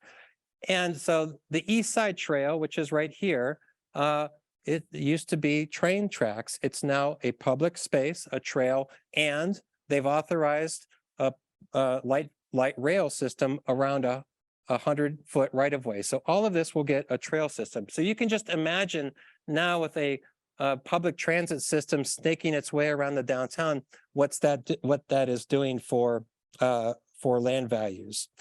They've also created a tax, basically a TIF. It's a tax allocation district, a quarter mile from the center of that pathway that generates revenue for the upkeep and maintenance of that infrastructure. This is Pond City Market. And another takeaway from a lot of this research is that there is a mounting appreciation for the historic and cultural value of older buildings. This was a former Sears factory that had been vacant for over 25 years. It's now 260 apartments and 500,000 square feet of office space. And there's a food and market hall. And you can just see how much more visible this is because it's accessible along the East Side Trail. Atlanta demonstrates that the public sector's new confidence in investments in urban improvements return dividends in the form of new development. And so this is a race. This is not what you see on a typical weekend, but it is very busy. And people drive in Atlanta just to ride their bikes here. It's that much of an opportunity. And it also demonstrates how much public open space is missing in the downtown core. This is now outdated. It also has placed immense pressures on many of these smaller neighborhoods adjacent to it, and they've done their best to try to rein in affordability, but it still actually has become quite a challenge. So gentrification is also prevalent with many of these investments. Here's the image up again of Portland. Here's the Health Sciences Center. This is the new development. It is happening adjacent to a shipbuilding industry still today. They're building ships right adjacent to biolabs and vertical labs and housing. And people are thirsty for this type of adjacencies. You know, traditional zoning, the separation of uses, we don't have industry in the way that we used to. And some of the more interesting places are the ones where you can get a lot closer to that grit. I think people enjoy that, and it can be done in ways that are more synergistic. So the allure of this area in Portland is not in spite of industry, but rather because of it. And this is what it looked like just 20 years ago. This is the shipbuilding industry right here. And you can just see the spaghetti of the infrastructure that really cut it off. Here in plan, here's the university threatened the city that they were going to leave. They invested in this aerial tram, and that unleashed this immense area. So everything in red that you see is actually new development. And it's connected to the Willamette Trail that goes, again, way beyond just the downtown, which has accessed so much more connectivity. In nearly every city development is happening against a backdrop of social, racial, and economic inequalities. And in Portland, it's happening as well. So here you're seeing underneath this tram, many of these smaller houses and bungalows that are now almost unaffordable, even though a generation before they were quite easy to acquire. There was concerns that the aerial tram would decrease land values. And so the city said, we will buy your property at fair market value. Only 2 people felt that they wanted to do that. And the city only had to purchase 1 property because now, in addition to the aerial tram, there's a bridge that goes across and connects down to the waterfront. Here's this image. There are ship launching parties now. People come down just to watch these ships launch. And here's where that aerial tram comes down. Sadly, no city is a model of equitable development. And this is an image of Ferguson. We could have chose Memphis or Louisville or even Minneapolis. And it continues to haunt many cities and many urban environments. The case in St. Louis that we chose was actually a much more incremental redevelopment strategy. Unlike a top-down initiative, this happened because a young developer architectural team decided to invest in just 4 blocks of a very distressed neighborhood, and they rehabbed houses and they built new houses together. And they did so in a manner that was, this was the old gas station here, that's now kind of an event center. They built the new homes in a contemporary fashion, but at the same scale and with the same setbacks of the historic ones. It was an antidote to what was happening 4 blocks away, where all of the historic fabric was demolished and they was all replaced with much larger mansions on much larger sites. So it was a really different approach to how to address the scale. And because of the size of the buildings, they have become more affordable. They also renovated an abandoned warehouse and they attracted a Montessori school. And the Montessori school requires that the students attend from the local, kind of within a walkable walk shed, to provide educational opportunities in the neighborhood. So it's a much slower pace of redevelopment versus these top-down strategies. And I think another takeaway is that despite periodically it looks like great progress is made, there is a very long incubation time for these projects. And to go back to Houston, for the first 15 years, all that they did, that is to say the Buffalo Bayou Partnership, was clean up the river. They held cleanups, people came down, there was educational programs. So finding ways to leverage that community investment and the time just to raise the profile of that was essential.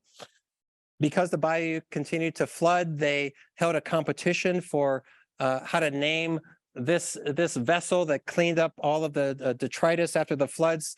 They named it the Mighty Tidy. And that little pink boat actually helped people think differently about the river, because you couldn't really see it before, what's going on out there. And those little things over time actually make a big difference, and in aggregate help to reposition the area. So we're finding a return to places that are nearly abandoned in many urban settings. And this is that view I was talking about, where it almost wants to be the backdrop to local news in the evenings, because you can't quite see the Plumber building here, but a perspective more or less like that. However, the current condition of the canal wall requires that a design solution which balances flood protection and access to the promotion of trails is really required. So what we're suggesting is that lower wall is maintained, and then that 16-foot high wall can actually be terraced down, much like in Houston, that it increases the flow of water in the case of a flood, but also provides much greater access to those spaces. This is really where nature and culture can meet. And you're also seeing, at the expense of, I think, $1 million every 2 or 3 years that has to be drained. This is where this project is really at the confluence of a much larger watershed. And there has to be a better solution than just coming and dredging it every once in a while. I don't know if you can skate on this, but it could be so much more than it currently is. It is strategically located in your downtown, and yet so many people don't even know it's there. That really needs to change. And this initiative, I think, capitalizes on the historical legacy by making the past more visible in the design of the public spaces and reinforces Rochester's identity as a river city. One doesn't really think of it now. So yes, we're showing a new development. Here's the skyway that comes across. It's not even accessible, handicap accessible, which blows my mind if you're trying to get there from over here. The parking garage, as I said, is actually redundant to a lot of the other ones. We think that these buildings right here could be well positioned for more community uses. People have talked about a market before many times. We're suggesting a botanical gardens here. So these activities, these programs, I think would help to bring that facade of the city in closer relationship to its river. So what's there now is something like this in section. Here's the river. There's a lower tier and there's an upper tier. And what we're suggesting is that the flood line remains and it gets terraced back and these become landscapes. This is not a levee where the ground is lower than the water. This is a canal. It was channelized in this way. And of course, when you get outside of the city, it becomes much more naturalized. We're fascinated with this idea about leveraging the proximity of your institutions, including this building, harnessing its power through this district energy system, and that absolutely should be advanced. Transformations are a recurring act in the life of a city, and they tend to take place at economic and cultural shifts. This isn't a very fair image I took of your Broadway, because I know north of here it's undergone changes. But streets need to be so much more than this. They need to be greener, they need to be performative, they need to include other modalities. And I know that the city is moving in this direction. And again, I want to applaud DMC and the city for thinking about ways in which infrastructure is a catalyst for these transformations and leading with the public realm and infrastructure with an eye to connectivity and quality of life. So whether it's Discovery Square or Peace Plaza or Discovery Walk, the Chateau, Soldiers Field, Silver Lake, these things are relatively close to one another, but the distances between them seem so much farther because of the character of that realm. So just greater connections need to be made. There was a conversation about making us bigger earlier. I think the infrastructure just needs to be made better. And your anchor institution, again, is really helping to drive a lot of this. I'm winding down. I've worked on the Buffalo Niagara Medical Campus for about 20 years. These institutions really shared a territory, but they never planned together. There's also no semblance of a campus. And I think that one of the things that you're doing here with Discovery Walk is it provides for a sense of landscape to make the connection. It feels more comprehensive. And here we created a linear park along a right-of-way that became a sense of identity for a campus that didn't have it.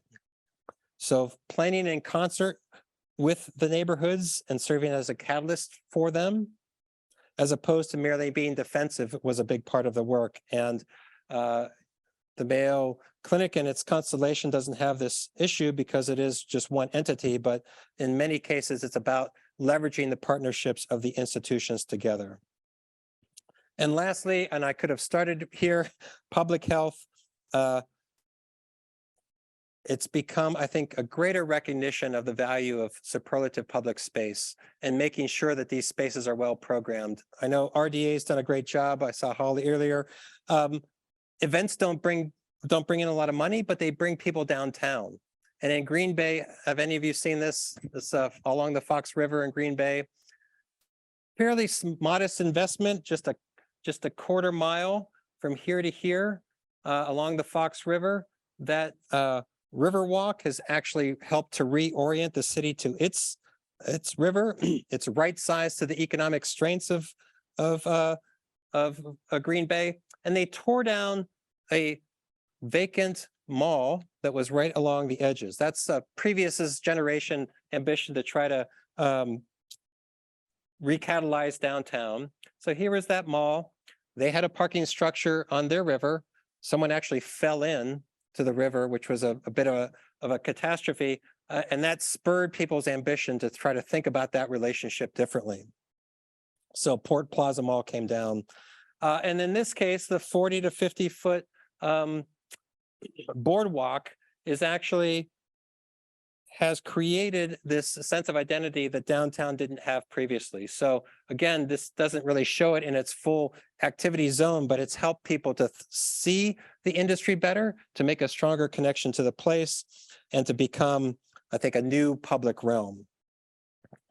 Birmingham doesn't have a natural river, but they do have a train line. And that actually became the mechanism for a major 19-acre park, railroad park, which wasn't just an economic project, but really a cultural one.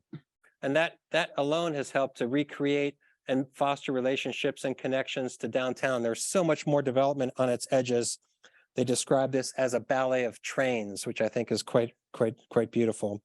And it has really served as a catalyst for investment. So the affordable housing that's lacking in the region, these spaces help to create a new sense of public realm and building the infrastructure that is necessary to attract privately motivated development.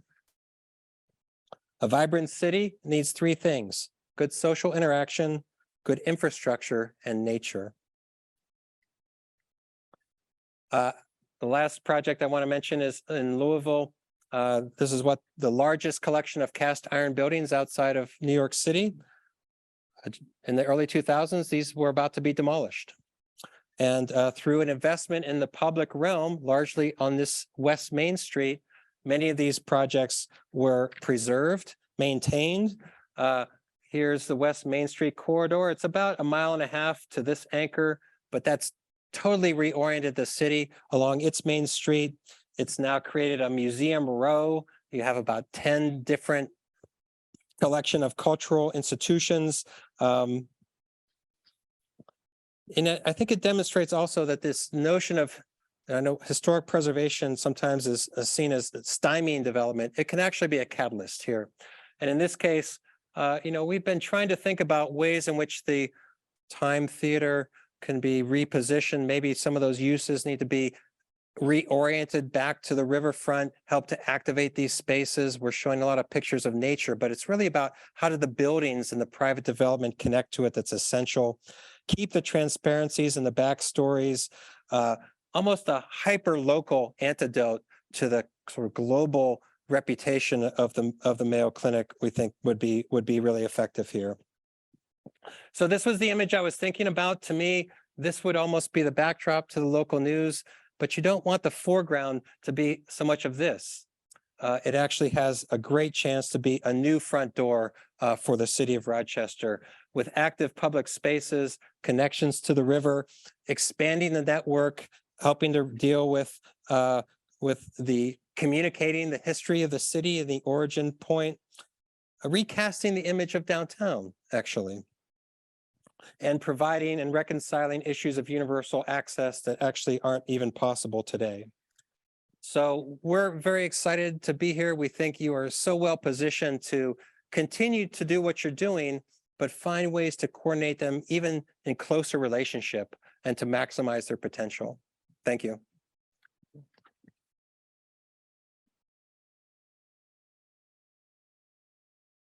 David, we've asked people to block their calendars until 2:30 and hoping you would be willing to stick around for a few questions that might come up. So if we can plan for another 15 minutes or so of this discussion, and certainly I know your flight doesn't leave till tomorrow. So if people want to hang out with you afterwards, you will make yourself available. I'd like to hear more about what happened at the bar in Nashville, actually.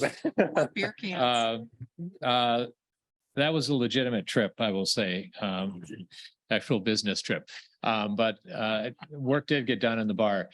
So I think I want to just kick off a first question. What I really appreciate the effort you put into this presentation and organizing around several themes, not all the themes, but climate change, sustainability, affordability, equity, and public health.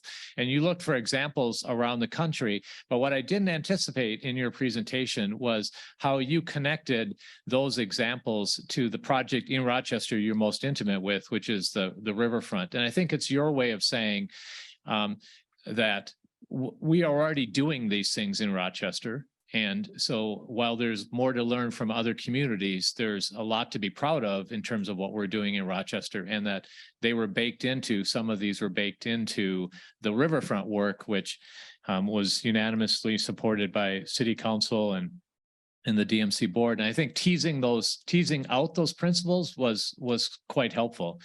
And I'm wondering, one of the challenges I think cities have, and this is, or anybody might have, is when doing infrastructure, how to not just replace what you did before, how to not build the 1980 city over again, how to build the 2080 city. And could you just talk about what tools or methods or ways that can help inspire communities, not just to replace what they have, but to reinvigorate using public infrastructure funds? Sure. I don't remember who said it earlier, but you need to capitalize on your assets. And I do think that Rochester, this could be a case study for other cities, in part because the relative proximity of the river to your downtown, its current condition, which needs improvement, its relationship to other investments. So being part of a network is really key. The fact that this was on the Mill Reservation, but you would never know it in a million years. We're not even sure what's still there, but the canal race ran right under actually the Time Theater, if you look back in the historic images. So there's a great potential here, I think, to help people, not just visitors, but also the general public, better understand how Rochester came to be by uncovering those layers and making them more visible. So to answer your question, Patrick, I think it's finding ways to make infrastructure do more than just conveyance, but communicate culture, program in public spaces better, be more resilient. It needs to do more than just one thing. And I feel like you're right. The engineering mindset tends to be the most efficient and cost-effective solution, but that often excludes other complementary ambitions that may be equally important, like safe and comfortable public spaces, or places of community interaction, or even new development that can help to program and subsidize those spaces themselves. So I think it's moving away from the single-minded ambitions about infrastructure as efficiency and making it more about infrastructure as livability. You know, one of the things as I look at this is I am excited about a lot of things people are doing with infrastructure. I think our issue is a little different here in that I think the issue isn't hardscape as much as the natural environment. Meaning, if you look at this project as in and of itself, we would be thinking about trying to have some element of green. The reality is, if you go in concentric circles outside of Rochester, beginning within several blocks of the clinic, you have amazing green infrastructure that goes all the way to the bluff country. That's easy. I mean, you can ride a bike from a few blocks of the clinic to incredible natural amenities. I don't think the issue is as much what we're creating from zero, but how much we bring the green in. So one of the things that I think is especially important is, let's go to the river. The river in Minneapolis, the river gorge, the part that has lots of water, is not naturally there. It is naturally, it is only maintained by dams. If you got rid of the dams on the Mississippi and Minneapolis, it would be a natural area that would sometimes flood, sometimes not. Sometimes you could walk across it, sometimes you could swim across it. And there may be a way of beginning to look at the river. I obviously threw that skating thing out this morning, But if you think of this as natural environment that connects to all of that, you could immediately, by removing dams, moving in the other direction, having water be there when it should be, and having it be a natural place the rest of the time. It's basically a high line that could take you to Quarry Hill, et cetera, et cetera. Sometimes there's water and sometimes there's not. So I'm sort of curious about how we look at this as water sometimes and not, and especially winter sometimes or not. Well, I don't think it's efficient to have to excavate it every other year. Yeah, right. I also don't think there should be a beach though either. You wouldn't want it to be entirely walkable across. I think this needs to be a water body, and it requires a regional solution that, as you said, looks at other infrastructural investments that go well beyond even the boundaries of downtown. You know, water doesn't respect municipal boundaries. It's so pervasive. And I feel like this solution, what happens at the bend of the river, is going to have implications in both directions. What needs to occur, I think, in this next engagement is, what does the community foresee as those types of activities you mentioned? I know DMC and RDA have done interim activation in different public spaces. These portions are opportunities to test the efficacy of some of those types of events. We're intrigued with this notion of a botanical garden, although I don't think it's a nature center, but something that doesn't yet exist. And you have to be careful about not siphoning away activities from other programs that are happening elsewhere in the city. You want this to be unique and a destination. It's really almost, it can be a point of entry for the Skyway. And that's kind of a remarkable idea, that someone would come from the clinic and could come into a naturalized environment here. So you're right, it's not entirely urban. You do have immense natural resources on the periphery. How do you get those two things to synchronize is the key. I think we're getting close to 2:30, and I want to be respectful of people's schedules. So if there's one last comment or question, like to offer. Go ahead. Well, again, I want to comment back to the original meeting here again, why we're bringing the three groups together. And when I kind of think back on, we have the EDA present what they're for and what their goals are, and then the county and the city. It interests me. I don't want to say this out loud, but I'm watching for the synergies. And I don't like that word, but I think it does capture it here. That one of the things that I think we had trouble with early on with DMC is there's the DMC audience wants to build that destination medical center. And a lot of the early investments weren't helpful to the city. They might be helpful to the DMC and to those goals. And I think we did have, as we pointed out, there were some of those little, fractures kind of going on. But one thing that's going on right now, the biggest investment is this, is the Link Rapid Transit, what we used to call the circulator, and then these transit villages. And I think this is where we really are seeing these sort of like, there's an audience that's really going to benefit from this, with the idea of, we're not going to have to build these ramps downtown, and we're going to find a much more efficient way to bring people in and out of our city center. But at the same time, the city is going to end up with this wonderful asset that really could be transformational. There are very few cities of 140 or 160,000 that have an efficient, valued public transportation system, and we're on the cusp of getting there. And I think these are the sort of synergies that we've been working towards since 2015, that I'm hoping now, when I look out in the next 3 years, that I'm starting to say, there's going to be some of these things that there's great value. If I'm the audience of DMC, but I'm also the audience of the resident in Southeast Rochester is going to say, I'm seeing value from this. And that's one thing when I see this meeting compared to 4 years ago, and you mentioned some of the comments and some of the disruptions. I think we're getting through some of those. From an execution perspective, Mayo is kind of looking at this and saying, how do we operate this? And we're coming up with some really good agreements that are going to make this a valued asset in the city. And when I look at coming to this in February of 2023, I'm saying like, where are we at? Where are we going to be? And these kind of investments right now make me feel that we're more towards those synergistic investments. And again, to close out, I'll just say, I really want to thank DMC for approving this $10 million investment today. This is a huge thing for an average resident of Rochester that now will have these sort of amenities that because DMC's here. And I think we should celebrate that. You know, I think that is such a great note to close on. And I just want to add that that meeting that I referenced was one of the best meetings that I had been at in a long time because it was so candid and productive. So just like many of the comments here and in our previous session. So David, thank you so much for being here. You certainly gave us a lot to think about, and I'm sure we're going to come back to and talk about in all of our different meeting spaces about how best to do this work and how to make this the most livable, equitable, healthy community that we possibly can. But big shout out to all the staff from all of the entities that helped prepare this today, and feel free to linger. But it's just really been great to see all of you in person. All right. Thank you. Thanks, everybody.